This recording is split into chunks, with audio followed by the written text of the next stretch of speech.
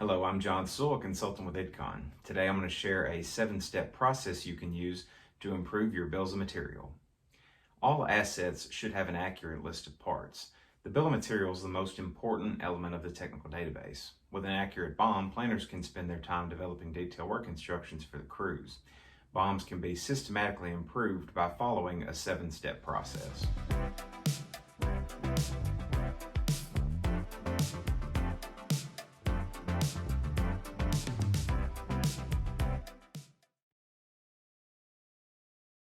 The first step is to check the current condition of your bills of material. Look in the hierarchy and count the number of equipment pieces that don't currently have a bill of material assigned. Also, look in your hierarchy and check the quality of your existing BOMs and count the number of parts that aren't currently linked to a bill of material. Interview key personnel.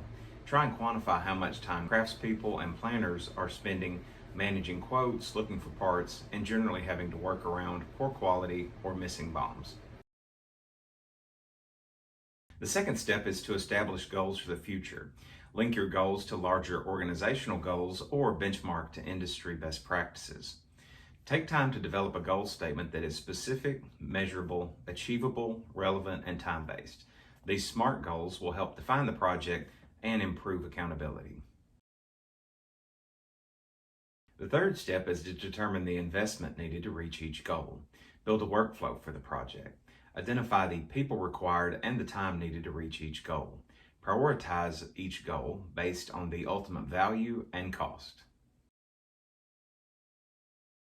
Step 4 is to gather relevant information. This will include existing bills of material and a full list of parts from the CMMS. Also gather OEM manuals and relevant drawings. The fifth step is to update and correct BOMs by checking against OEM manuals and drawings. Conduct field tours and make detailed measurements to help match against part descriptions.